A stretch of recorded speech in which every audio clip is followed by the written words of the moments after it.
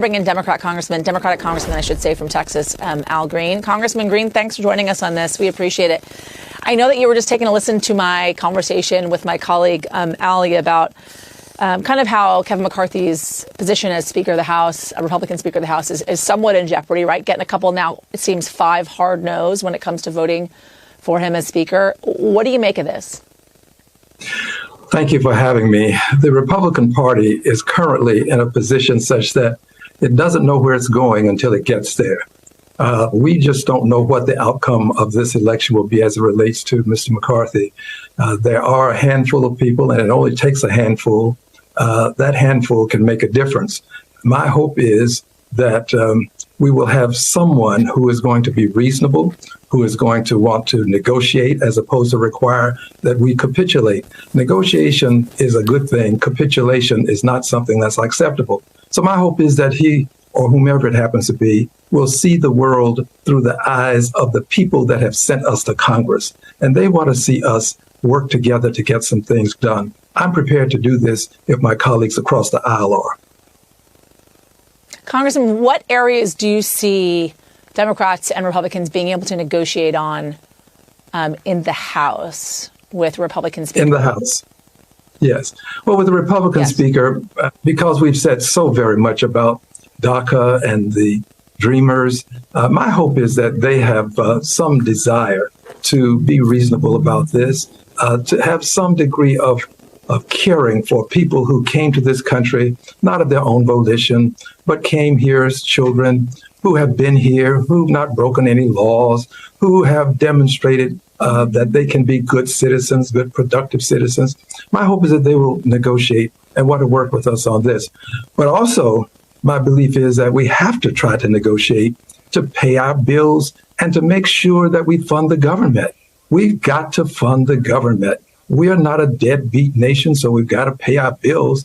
But funding the government is something that we have to do by December 16th. So I'm confident that we're capable of walking and chewing gum at the same time on this side of the aisle. And we can do this if we get a little bit of help from our friends across the aisle.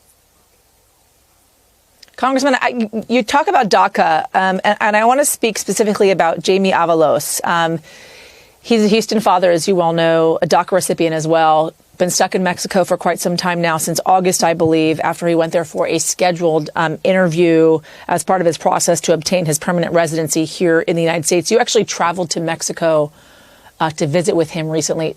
Tell us about what's going on there, why he is not able to come back to the United States. Thank you very much for asking. Mr. Avalos is a special case. He is married to an American-born woman. They have an American-born child, Noah. And Noah will be celebrating his first birthday in December, around December the 9th. Mr. Avalos went to Mexico so that he could seek his visa and gain permanent resident status. He had a DACA status in this country.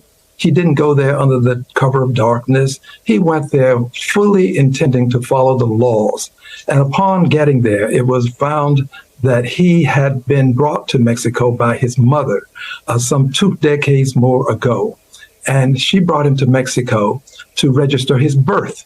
Well, when she did that, she put him in the position of being banned, if you will, from coming back into the country for a period of 10 years for something that occurred when he was 7 years of age, more than 2 decades ago.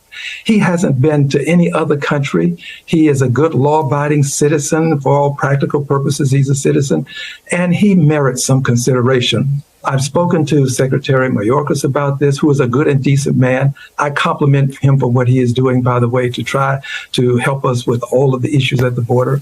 I've spoken to him. I am writing another letter to him asking him to accord Mr. Avalos humanitarian parole, which means let him come in the country and stay until this 10-year period is up, and then allow him to apply. We don't want him to miss his child's first walk, first steps, first day of school.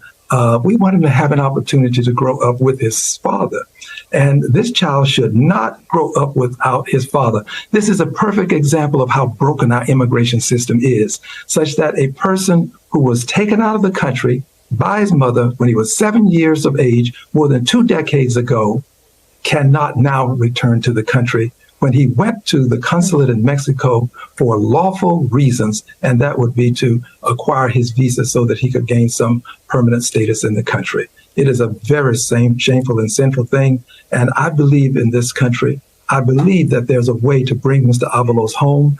We would like to have him home for Christmas, but if not for Christmas, we want him home as soon as we can get him here. Soon will not be soon enough because his baby misses him. Finally, I saw him interact with his child when I was there. I saw the baby trying to say, Daddy. And when the baby did this, you could see tears welling in his eyes as he talked about his child. Let's bring him home, and I thank you for asking. Congressman, thanks for sharing Jaime's story with us. Before I let you go, I do, though, want to ask you about the visit that the former president had with Nick Fuentes, right? He is this notorious white supremacist in this country, 24 years of age. And I want to read for you what the New York Times says about that, and then I want to get your reaction. They say this: even taking at face value Mr. Trump's protestation that he knew nothing of Mr. Fuentes, the apparent ease with which Mr. Fuentes arrived at the home of a former president who was under multiple investigations, including one related to keeping classified documents at Mar-a-Lago long after he left office, underscores the undisciplined, uncontrolled nature of Mr. Trump's post-presidency just 10 days into his third campaign for the White House. What is your reaction to this meeting? Not shocked, because I understand that this is the president who weaponized hate.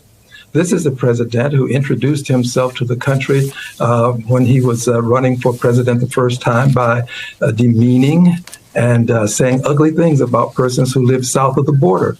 This is the president who said there were some very fine people among the biggest, the racists, the Islamophobes, the anti-Semites in Charlottesville.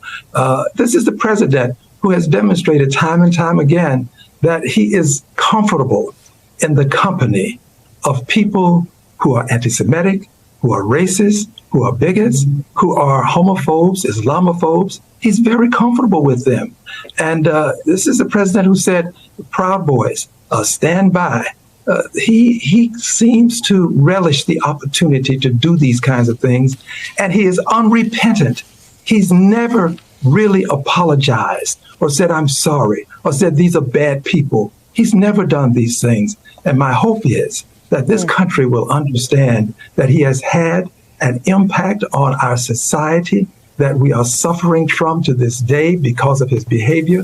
When you don't put racism in check immediately, racism tends to fester and it can get out of control. And much of what we're seeing today is as a result of him having been president.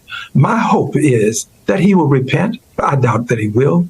Mr. Ye, we have said nay to him. Slavery was not something that was done voluntarily. This is inanity to say such a thing and to associate yourself with those who were there in Charlottesville when they were saying Jews will not replace us. These are people who are bad people, and we have to disassociate ourselves from them. I've done it. I hope that others will, and I hope that the people who are in a position to say things to them that they will listen to, they have to speak up. The Republican Party, unfortunately, appears to be aligning itself with the bigots and the persons who peddle hate, and they're allowing their brand to be tarnished and to become associated with racism. Republicanism and racism are almost synonymous. I don't want that. I want a strong Republican Party that has done the things that have helped us grow this country. So you asked me, and I've said about as much as I should say, or probably more, but I would hope that some Republicans will speak to this president and let him know how shameful and sinful what he's doing is. Congressman Al Green, as always, we thank you.